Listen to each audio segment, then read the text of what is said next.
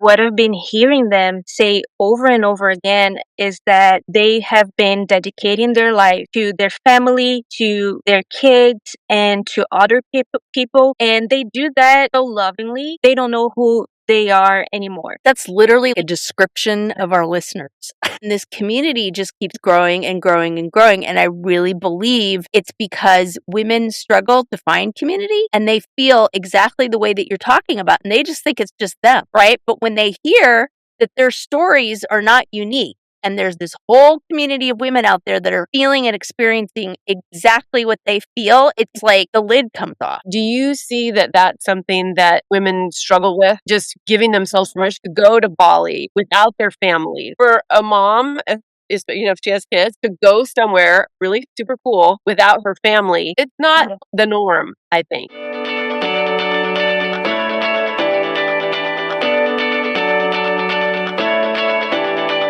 Welcome to Drinks with the Girls, conversations for women over 40 around connection, change, and the power of female friendship. Living well with stories to tell. I'm Karen, and this is Lisa. We are moms and solopreneurs stepping into our own, diving into real conversations about things that matter to women in midlife. We're here to spill the tea on everything that affects women in their 40s and beyond.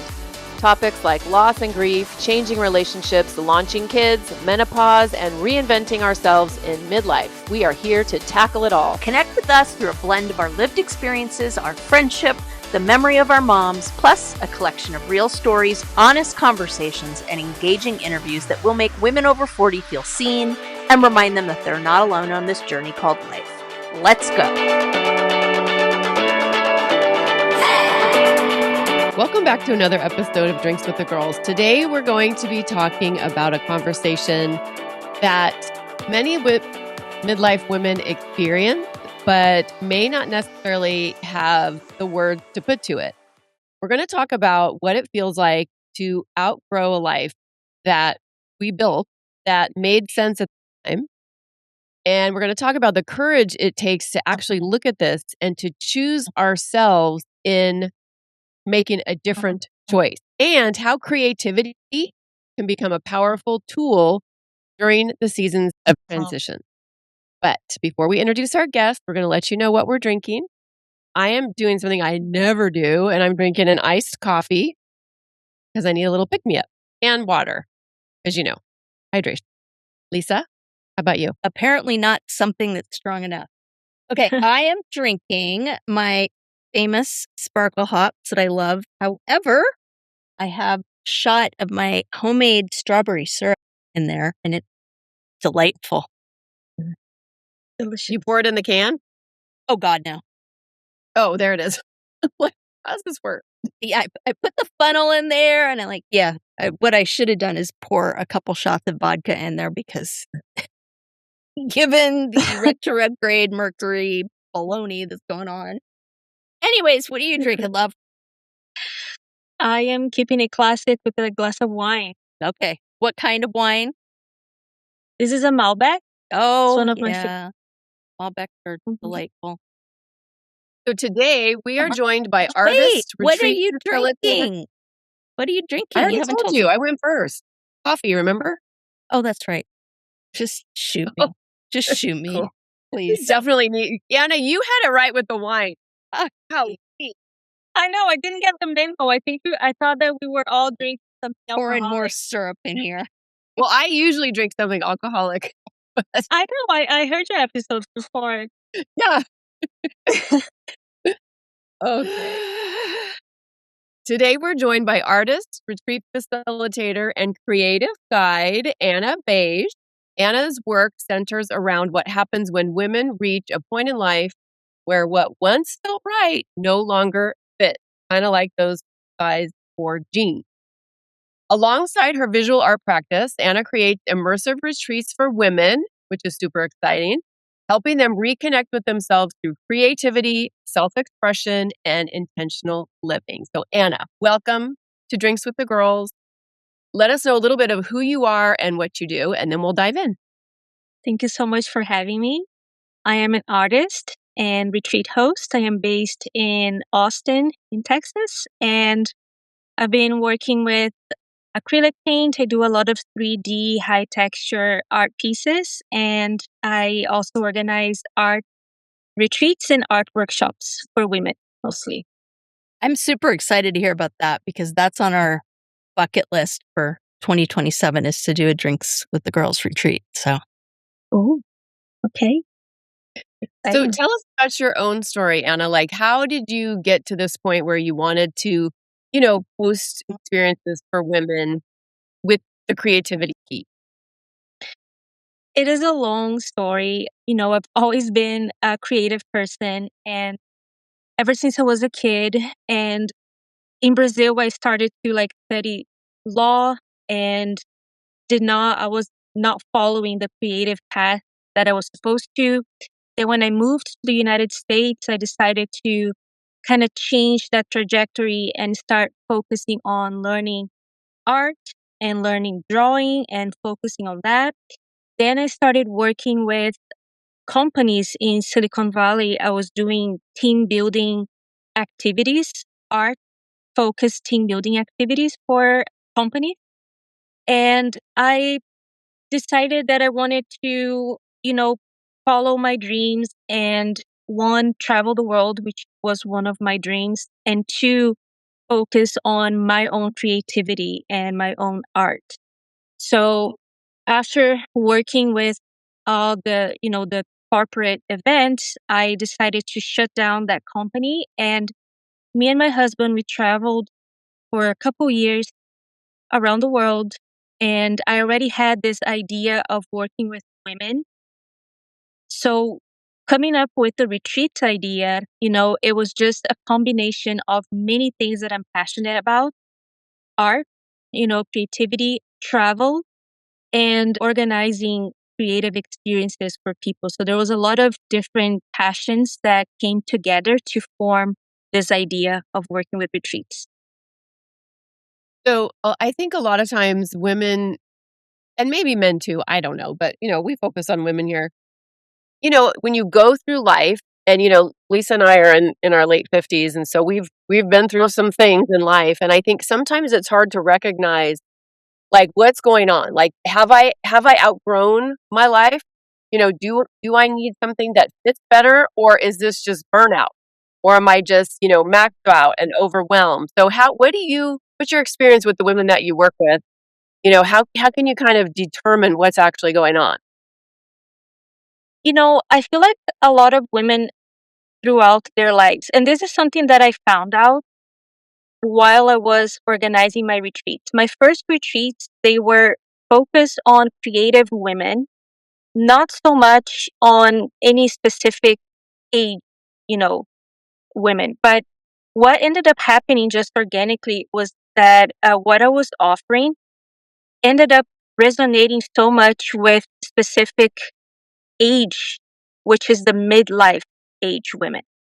And the reason why I think it resonated so much was because I was offering a week away from, you know, they were like, bye, yes, see ya. a week away from, their lives and their responsibilities and all those things that kind of keep you stuck, right?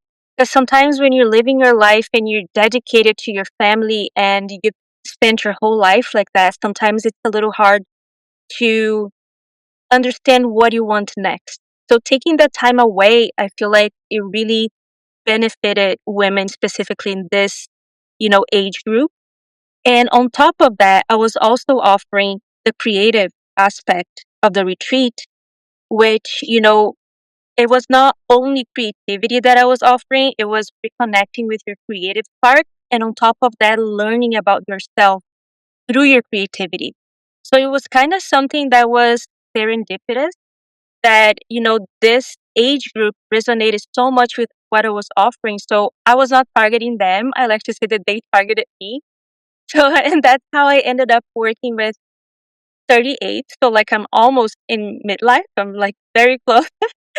But the women that I've been working with are 40 plus, you know, and I feel like, you know, just them being able to step away from their routine and step away from all those things that they're used to It just brings so much clarity to what they want next in their life. I don't know if I answered your question. So Oh, did you? absolutely. Sorry, go ahead.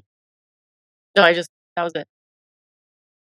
So I think what I hear you saying is you kind of built it and they came in terms of midlife women. What do you find are the themes that you hear most? Because obviously there's an artistic part of your retreats, but it seems like this midlife kind of identity piece that you're also developing as well. So what would you say the themes are that you mostly hear kind of come up?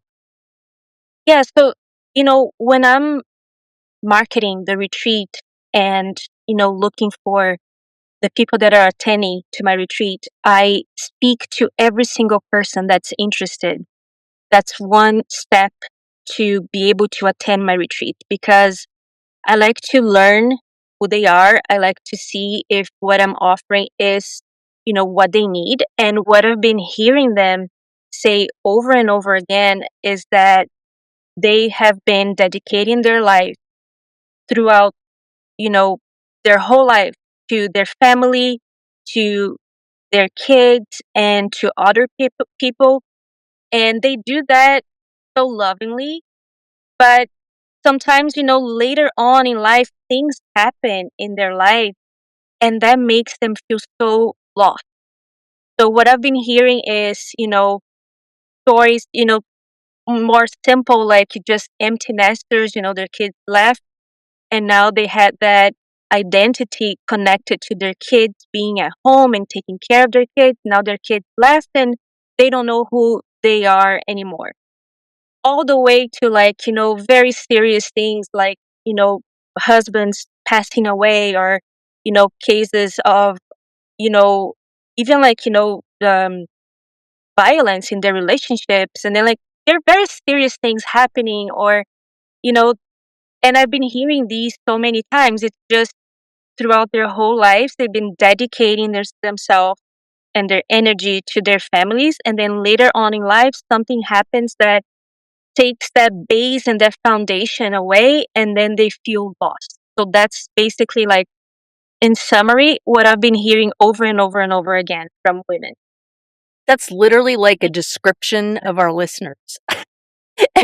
Like the things that they're facing and what they're dealing with. And it's so interesting to me because as Karen and I, you know, we think of this as work that we're doing to build this community. We've talked about this before in that we just kind of like, hey, let's start a podcast. And then this community just keeps growing and growing and growing. And I really believe it's because women struggle to find community and they feel exactly the way that you're talking about. And they just think it's just them, right? But when they hear that their stories are not unique and there's this whole community of women out there that are feeling and experiencing exactly what they feel, it's like the lid comes off. And we always joke that like if we could get, all midlife women together in this community that like we'd like power a nuclear reactor. I mean, it really it's pretty amazing. It is true. And like that's the third pillar of my retreat. You have the travel, which, it's the cultural aspect. And then there's the creative aspect, which is the more, introspective, part of the retreat. But then there is that third aspect, which is the community aspect, which is very important as well. So they spend a whole week hanging out and chatting with women that are going through similar things in life and they don't feel as alone. It's very empowering to know that, oh, my problems, the things that I'm going through, they are devastating, but I'm not the only person that's going through them. So makes you feel less alone. So it is very empowering, the community aspect of that. And I think there's something so powerful about women being together and in a space where they feel safe enough to share their stories or share whatever it is that they're struggling with and just to be seen by other women. This sounds amazing. I want to go on one of your retreats right now. Hey there, I'm Lisa Corachella McDowell, your midlife Pacific Northwest princess, here to guide you in the art of next leveling your life. I'm passionate about women's health and wellness in midlife, especially for moms parenting kids with unique needs like I do. I truly believe we can learn, grow, advocate, and care for the planet while taking care of ourselves and our families. And I'd love to help you do the same. And I'm beyond excited to tell you about my membership for maxed out mamas just like me, the Empowered Parent Collective. It's a space for parents to confidently advocate for their kids, build inclusive communities, educate themselves, and find balance and support along the way. To find out more about the Empowered Parent Collective, my classes, wellness offerings, parenting tips, advocacy resources, and exclusive Drinks with the Girls goodies, head to nextlevellifewithlisa.com. Let's survive and thrive in the messy middle together. How do you, well, there's so many things going through my mind. Like one of the things that is going through my mind is, and Lisa and I have talked about this before on a previous episode, but my mom got to a point in her life when she was in her 50s and she just took off to Puerto Vallarta for a week. Like my hero. by herself. And we're just like, what? I was in high school. I think I was like 14 or 15 or something like that. But at the time, I'm like, this is so weird. Like, well, whose mom does this? Just goes on a really cool vacation by herself. Well, yeah, flash forward 25 years and I'm like, oh, hell yeah, I get it. I know why you did that now. So I just think, women giving themselves permission to even do something like that. Do you see, and I know that, the women at your retreats have given themselves the permission, right? Because they're there. But do you see that that's something that women struggle with? Just giving themselves permission to go to Bali or go, without their families. Because, I mean, that's kind of, for a mom, if she has kids, to go somewhere really super cool without her family is like, not rebellious, but it's not the norm, I think. Yeah, totally. It is out of the box, for sure. Out of the box. Yes, a lot of women struggle with that. They struggle to give themselves the permission to take this time that they need, this time to nurture their own creativity, their own inner lives, and just plainly just have some fun and see the world and have experiences that are outside of their families. And what I've noticed is that it's so much easier for women to say yes to this experience when their families are supportive. So you have, sometimes two different types of, you know, family or people in their lives. What I noticed is that the ones that are very supportive, that they see the benefit and they're so excited for these women to have this experience and they say, yes, you should go. This is going to help you. And then there's the other side of the coin, which is the family members that kind of like guilt trip them a little bit. The ones that are more, a little less independent, I guess, or a little more insecure for a reason or another. I don't know why, but like those women, it's devastating. They feel so guilty to be taking this time for themselves, and I think it's heartbreaking to see that. But I think that what women have to think and what I've been seeing over and over again is that if you don't take that time for yourself and you don't fill your own cup, you can't fill other people's cup. It's kind of like the saying that, on the plane, you put your oxygen mask first so you can help other people. Because what I've seen is that, like, if women, they, prioritize their own needs as well as their family, they can take care and be there for the people that they love even more, with even more presence and even more love. And that's the problem right there, is that we don't prioritize ourselves. We sound like a broken record on this podcast, but it's just, I don't know. It's hard. I do think that judgy voice in us really is pretty darn loud. So what are some of the themes that you find are, so we say, resonate with women that are trying to let go of some of these identities that once served them, but they're outgrowing and they're not quite sure where to go next? What are the themes that resonate with them? Yeah.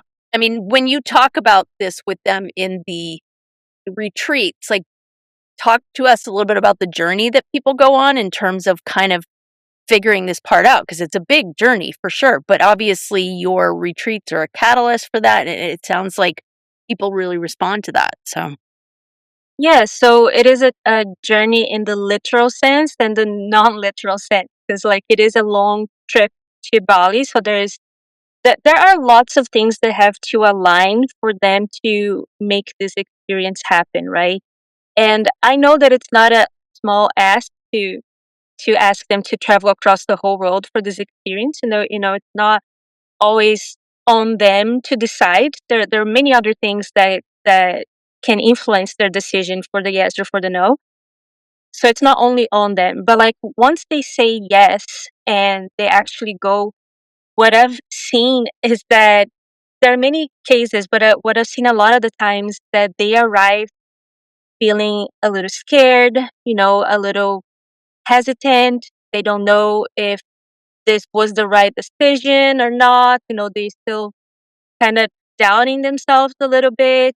So when they arrive, I try to be as welcoming as I can, and, you know, try to remind them that they had to trust themselves to be there. So the fact that they are there, that means that they trusted themselves and they gave themselves permission to take this experience, to do this, to go on this trip. And throughout the retreat, we do many different types of experiences and workshops. We do picnic. We have a forced dinner that we do with, Balinese performances and dances. It's just like a lot of different experiences that sometimes they are not used to, or they're never done before. For example, I took them to go snorkeling, and snorkeling is something that I am passionate about. I love snorkeling, and we saw some dolphins. We went swimming with dolphins. So and some of the women, they had never done that before. And just like, being there with them and holding their hands while they get in the water, just stepping outside of their comfort zones. And I've seen like people just change so much within that 1 week. And I know that like at the end of the week, they're always thankful that they actually did the experience, that they took that step. And they also always leave with like lifelong friends, because once you spend a week having this experience with this group of women, you stay connected after that. Talk about the creative piece a little bit in terms of like helping women reconnect with themselves, like with their desires and their passions and their wants. Because we talk about this a lot, and I think you touched on it a little bit. After decades, literally, of taking care of everybody else, they have forgotten how to take care of themselves, and they've forgotten, like, well, what do I want? What are my passions? Like, what do I want? This next chapter of my life to look like. So, talk to me about the creative piece and how that. And I'm imagining, because I haven't experienced it, but I'm imagining it would just kind of open things up for women. But how does the creative piece fit into all? Yes. What I noticed is that women, they know who they are. They know like what they like. They just have to remember it. They have to like somehow rescue that from inside of their minds, right? So I have different types of activities that I do. I do women's circles, to where we have, questions about things that are common that a lot of women go through, and then we go in circles answering it, and just witnessing each other, witnessing other women sharing their experience, and just like connecting with that. That's one thing that's very transformational. And the, some of the workshops, they are about connecting with Bali, with the place itself. So we collect natural elements from the island, and we use them to create our pieces. That connection with the place, with the nature of the place. And then there is the everybody's favorite workshop, which is the combination of collage and poetry. So I came up with these two workshops together, and I worked with this poet from Bali. She's a friend of mine that I met when I was there. And I do the collage part of the workshop, and then the next day she does the poetry. So I bring a lot of, magazines, and we create a composition using images from the magazines. I usually sometimes I like leaving the theme open. So whatever comes up, comes up. Other times I bring up a theme. So, for example, you know, you collect, you put it into an intention to create a piece about your highest self, for example, right? So, all the images that will resonate, that will attract you, that you see, will be related to this theme. And you will create your composition, and the things that you're feeling, the things that you're thinking, the things that are coming up, the emotions that are coming up, the way how you place the images on the page, where you decide to position one image versus the other, on the page, that's all information. That's all information that we're going to be working with later on to create our poetry, right? But that's all things that are a reflection from your subconscious. Those are all, information that are coming from your subconscious. So we do a meditation and we stay present throughout the whole process of creating the collage. So we are able to observe all these emotions coming up. And then the next day we bring a collage, and the poet from Bali, she comes and she teaches us. So looking at our collage, you can create, a story, and we start looking at it and interpreting it and attributing meaning and symbolism and associations with the images that we used.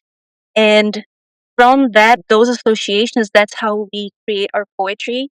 And you just find out just with this process of collage and poetry, you find out so many things about yourself and about things that you were feeling that you just didn't put into words before, that you just never realized before. And these two workshops combined, they have been everybody's favorite in such a way, and that starting to offer these into like smaller workshops. I'm starting to offer them into online workshops and also in person here in Austin for smaller groups, because I just want to be able to offer it to more people. My name is Karen Shatafian, and I am a shameless coffee addict and empowerment coach for women, and my love language is authenticity. My mission is helping women unapologetically design a life they're in love with. Because what the hell are we waiting for? My website, KarenShatafian.com, has all my coaching packages and free offers, like my Midlife Reclamation Guide. In it, you'll find tools to help you decide how to create the most inspired and empowered version of yourself and your life. You can find me on Facebook and Instagram talking about ways women can show up for themselves after decades of showing up for everyone else. Join me as we throw off the shackles and live our best freaking lives. See the show notes for all the details. Cheers. Talk a little bit about, I mean, you seem to know this journey intimately, but you've talked about the fact that you're only 38, that you're just about hitting midlife, but you're almost there. But I get the sense that, the process of finding your own identity and rediscovering yourself is something that hits close to your heart. So I'm getting a little personal here, but talk about your own journey with identity and how are you bringing that to the work that you're doing? Yes. So as I said, I was born and raised in Brazil, and I grew up very creative. I was a very creative kid. And my father was a very good artist, so he used to draw with graphite pencils. He loved doing portraits of people, and he taught me everything that he knew about drawing portraits when I was probably about 8 years old. And I fell in love with the process of creating the portraits. He taught me how to see the lights versus the shadows, how to measure the proportions of the face, how to try to do a photorealistic drawing. And as I started to get a little bit older, maybe like in my preteens, I was 11, 12, I was buying those teenage magazines and drawing my crushes, Leonardo DiCaprio. I was like just drawing portraits of him, and it was just my hobby. I love doing it. And it was the first time that I experienced the flow state, that I didn't even know what it was. I learned about it later on when I learned the the meaning of a flow state was like, oh my gosh, that's exactly what I was feeling when I was a kid and I was drawing. Anyways, I grew a little bit older. I became a teenager, and you know, as teenagers do, they start to try to fit in with their friends, and they try to get into a tribe, So I kind of forgot about drawing. I was not drawing anymore. I was not creating art anymore, and forgot about that hobby and that passion that I had. And when it was time for me after school and I was going to university, right? It was time for me to pick my major, what I wanted to study, and I got into this government program and I got a scholarship, and I scored really high on this scholarship, so I was able to get into a very competitive school. And I chose to study law. In Brazil, law school is a 5-year program. It's a little different from here.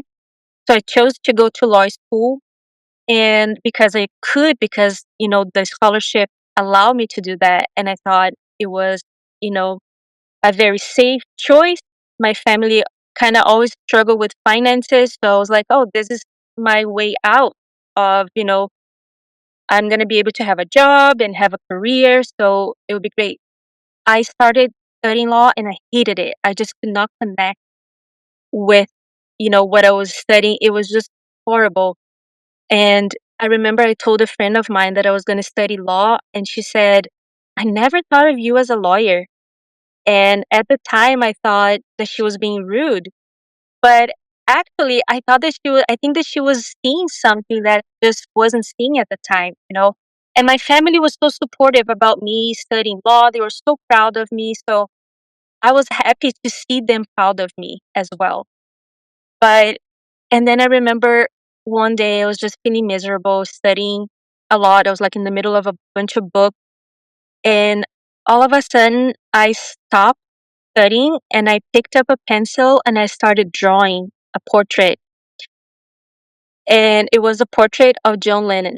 I'm not sure why, but that's who I decided to draw. I really like John Lennon. I still do. And my roommate at the time, she came and she said, "Oh, I didn't know that you could draw." And I said, "Oh yeah, I forgot that I could draw. I also forgot. I just remember now." And after that, like it was kind of like a little. It was even harder after that for me to stay in law school. Anyways, after that, I saw this opportunity to come to the United States to be a student, like an exchange student. And I came, and ever since I came to the US, to make that decision to come and leave law school to come to be a student here, it was pretty hard for me. I was going to stay here for 1 year, so I had to kind of, stop university. My family was not sure about that, but I decided to do it anyways. But it was the best decision that I ever made in my life, because once I was away from that pressure from my family, and all those expectations that they had of me, I was able to see myself a little more clearly and make my own choices that I wanted to make. So when I moved here, I started studying drawing and graphic design and painting. I started working with this company that was doing painting, paint parties, the paint and sip events that were pretty popular back in the day, like in years ago. I was doing that with them. And from that point on, I just feel like that change in my life was a pretty big change in identity that I had to make. But it is kind of similar to the choice that the women in my retreat make to step away. And in that fact that they're stepping away from their usual lives, they're able to see themselves with more clarity. I feel like there's a connection there. Talk about the self-trust that it takes to do that. Like for you making that decision in your life, but also for women who might be going against maybe what her family wants, or maybe what her partner is saying, or feeling guilt about her leaving her kids. So talk about the importance of self-trust when you're making a decision like that for your life. it's very important to have self-trust and to trust your own intuition. I feel like obviously, the decision that I made to leave law school and move here was a way more permanent decision than just going to Bali and spending a week. But to be honest, like I feel like it's just as hard sometimes for some of the women to make the decision. And I understand why, when you have family and you have kids, you have to think about other people that are not only yourself. For me, I was only myself and I was 21, you know what I mean? So it was much easier, I would say, for me. But I always had that voice inside of my head guiding me and telling me, this is what you have to do. And that voice was just so loud that there was no other way that I could have done. The choice had already been made for me almost. And I feel like I would be not as happy as I am now if I had stayed. Yeah, that's definitely, I think that's kind of the conundrum, right? Is you have to get out of your own life to see kind of what the next step is. And that's really difficult when you're in the throes of raising kids and doing all the things to do that. And then I think when we get to be older or empty nesters or whatever, and that part and that requirement is gone, like, oh crap. Now I got to figure it out. It Yeah. sounds like the art piece is really important just in terms of kind of unlocking that thought and really helping people kind of work through this. Why do you think that is? Why do you think creativity and art are so key in making this transition, and why do you think it helps the women that you work with so much to kind of fast track that process? I think creativity bypasses your logic mind in a way. So it kind of accesses your subconscious in a way that I don't know if there's any other activity that could do that. I'm not a therapist, I'm just somebody who has benefited from creativity my whole life in the sense of when it comes to finding myself and finding my identity. I have benefited from creativity, and that's what I teach women to do.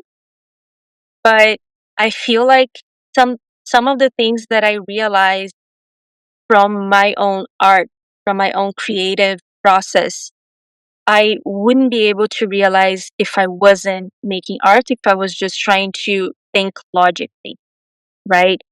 So I think that bypass of the logical mind is the what creativity brings to the table, when it comes to identity. And I think also that underneath is where our intuition lives. It's like we have all the layers of expectations and roles and, not wanting to disappoint people. And, and when you do that for years and years and decades, your go-to is automatically, well, what does everybody else need? Not like, well, what do I need? What is my intuition telling me? And so I just think, being able to unlock and really get closer in touch with our intuition is so powerful. When I was in my 40s, I was going through lots of different things, and I started going to similar retreats, not necessarily traveling, but I would go to creative type retreats. And I never considered myself a creative person. Like, that was one of my limiting beliefs. It's like, well, who are you? You're not creative. You're not artistic. So do you ever see women like that at your retreats who think, oh, well, this isn't going to work for me, or maybe I'm not going to get anything out of this because I'm not creative or artistic? Do you ever see that? Absolutely. Yes. It's very common, actually. But just the fact that they felt drawn to the retreat, there's something there that attracted them, right? So I know that there is at least like if they're saying they're not creative, they're not artistic, I hear the words, but just the fact that they are there and they came to my retreat, I know there is a crack there that I need to like explore, right? And what I tell the women that come is that we are creating art just for ourselves, right? And it's not for anybody else. We're not trying to sell our paintings. It's just the the process of creating the art is more important than the final piece. So that's what we take the benefit from. It's the process and what that process is going to be teaching us, right? And I have many women that come with, perfectionism, or saying that they're not artistic, or saying that, they don't know how to make art, and as much as I can, I try to move them away from those limiting beliefs. So you've talked about this idea of making what you're doing more accessible to different people. And I think part of that was this idea, like you said, you were looking at virtual stuff and things around your hometown. I'm sure you thought about this, but I think part of the secret sauce, it sounds like you have, is that women are out their home base and they go over to this beautiful place and they do all these things. So talk a little bit about how you're adjusting kind of that, right, to do the same work you're doing virtually or in some of the other ways that you're planning to do retreats. Yeah, so like when I do the virtual workshops and as well as the in-person workshop, the impact is not the same as if you are in a different place, away. The whole experience, the whole package is there. It's just a magical experience that you go through, right? So the workshops, as much as I can, I try to translate that what we experienced in the retreats. I try to translate that into the workshops, but just even time wise, right? The workshop at the retreat, we do 3 hours collage in one day, 3 hours poetry the next day. When I do my workshops, I do like 1 hour collage, 1 hour poetry. So it has to be short.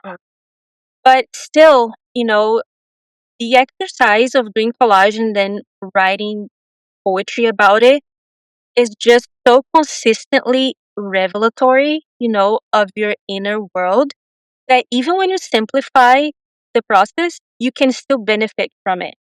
Obviously, you're not going to get the same benefit as if you were in a magical place like Bali, with a group of women. But as much as I can, I try to bring the experience to people that are doing online or even in person here in Austin. But it's not the same for sure. This is the end of our public conversation. And if you want to join us in after hours for the rest of the juicy details, you're going to have to head over to the Patreon.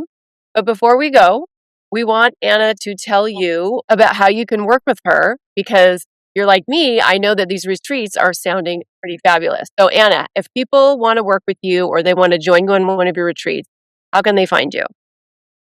They can find me on my website, anabeij.com, or they can follow me on social media on Instagram, Ana Beij.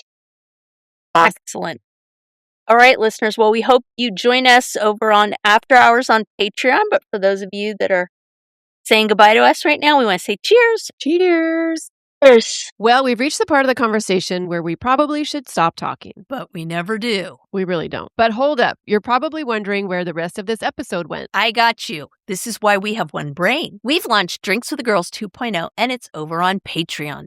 We've realized some of our best conversations happen after we've officially wrapped things up. This is where you'll get the end of the conversation plus early access to all the episodes so you never miss last call. You'll get the stories we probably shouldn't share, the things we weren't planning to say, the random rabbit holes that somehow become the best part of the conversation. Basically, all the stuff that happens when the microphones are still on, but we're no longer behaving ourselves, like that ever happens. And best of all, you'll get in on the ground floor of the rocket ship that is Drinks with the Girls 2.0. We've been teasing this for a while now, and it's finally here. You'll get to own your very own slice of Drinks with the Girls 2.0 and help us launch this sucker into the stratosphere. So if you'd like to pull up a seat for one more round or join us for a coffee date, come join us on Patreon. The link is in the show notes. We'd love to have you, and we're saving you a seat. Wait, why are you still here? Head over to Patreon and join us now.